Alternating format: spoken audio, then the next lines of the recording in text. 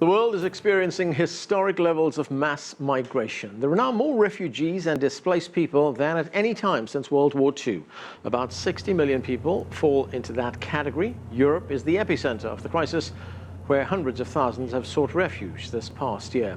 Many are fleeing wars and conflicts, while others are trying to find better economic opportunities.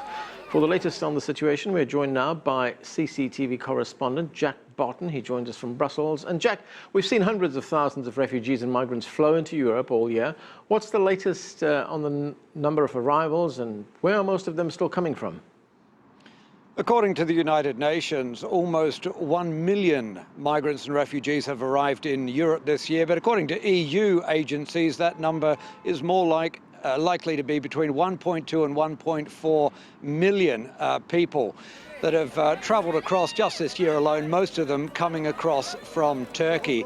There was an expectation that those numbers would begin to fall as the weather got cooler, but it's not been as cool as many expected, and so we've seen the numbers falling from around 5,000 a day down to about 4,200 people. Again, most of them coming through Turkey and crossing into Greece. Most of the people coming at the moment are from Syria, Afghanistan and Iraq.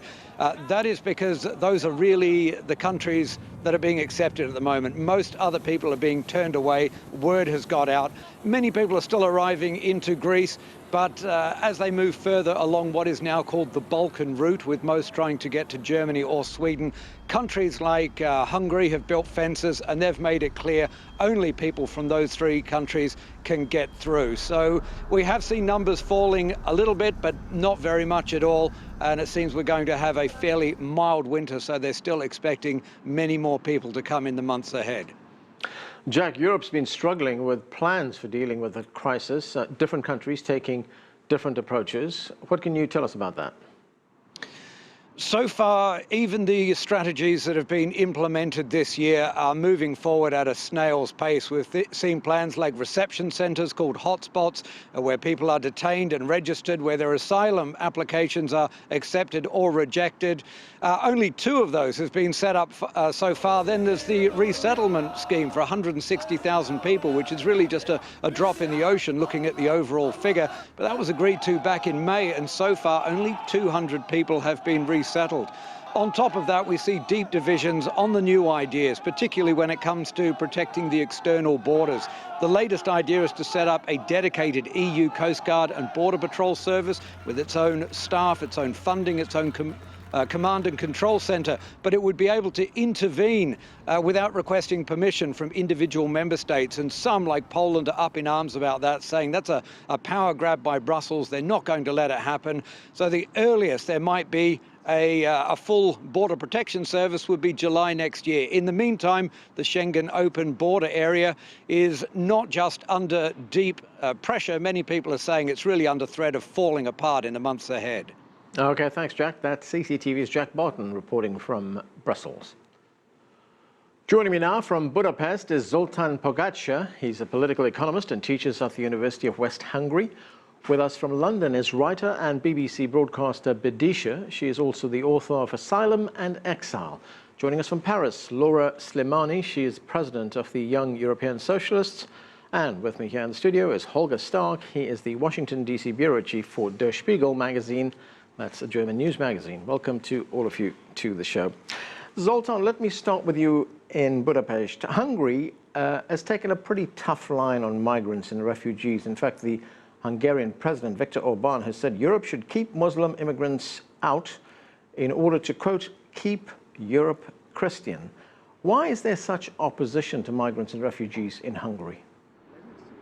I think you have to separate the Hungarian government from the general Hungarian public. The Hungarian government at the moment is a conservative government, a very far conservative government, and their stance on the refugee crisis is a culturally motivated one.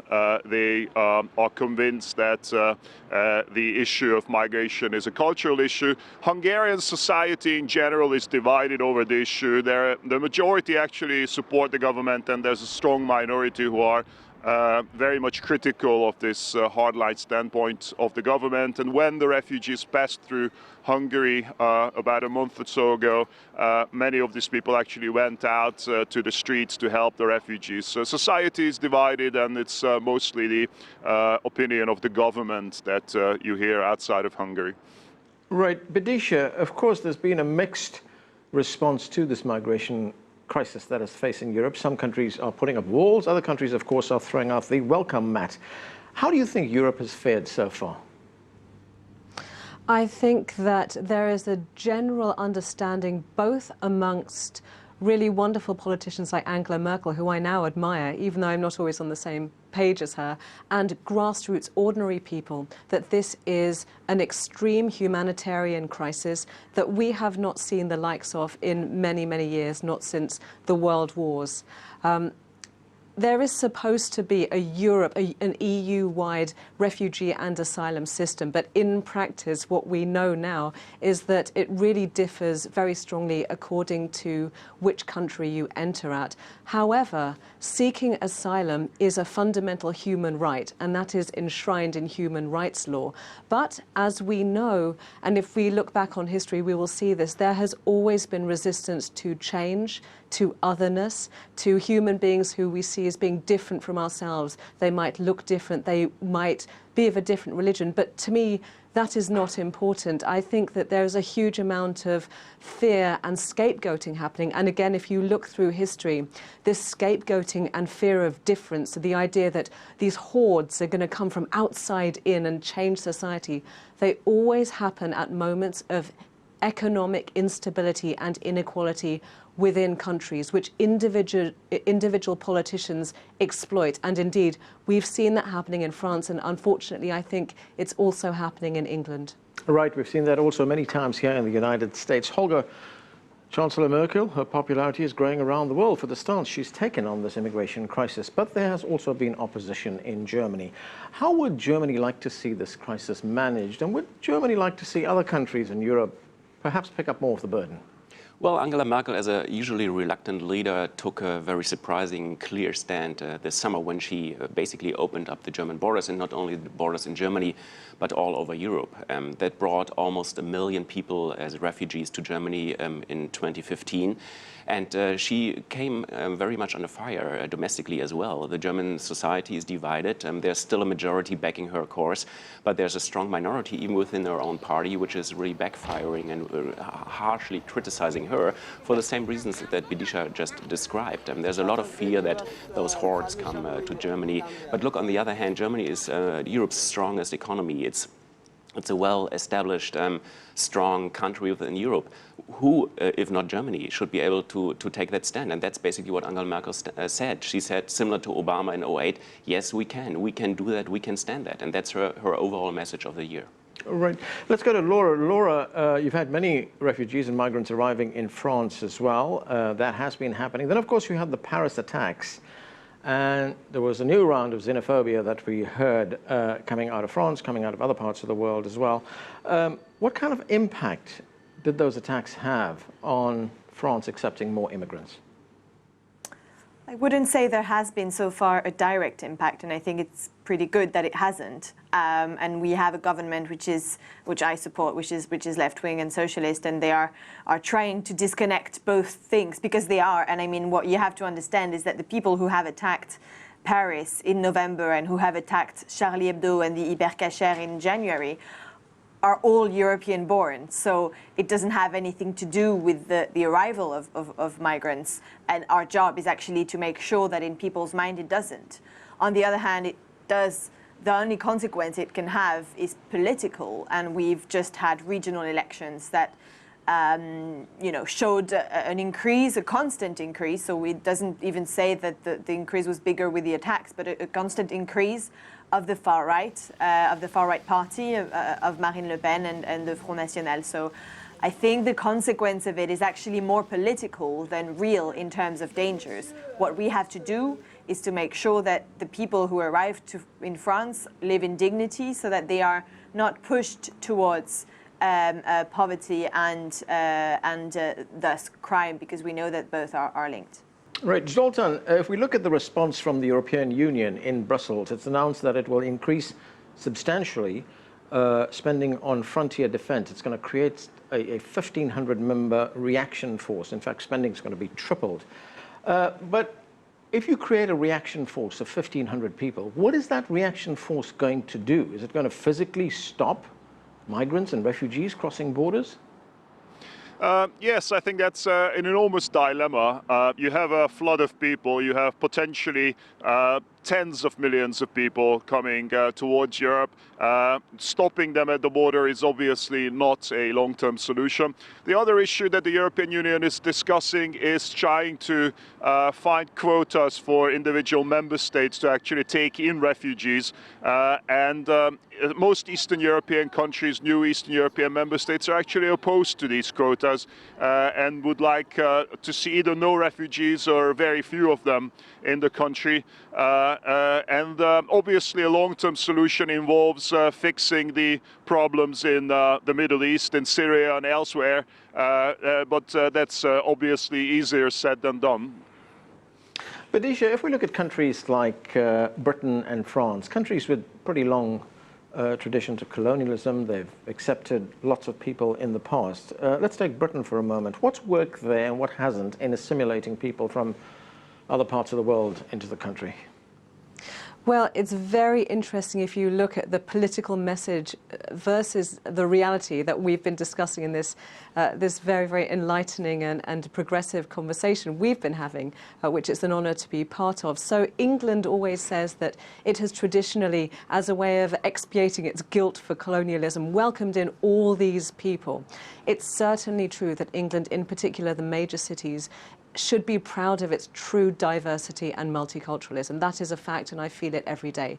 However, in 2014, 30,000 asylum applications were made, which is a very low number. Less than 50% were accepted. And I do very, very hardcore outreach work with asylum seekers and refugees, not media stuff. I mean, I go into these under-resourced centres.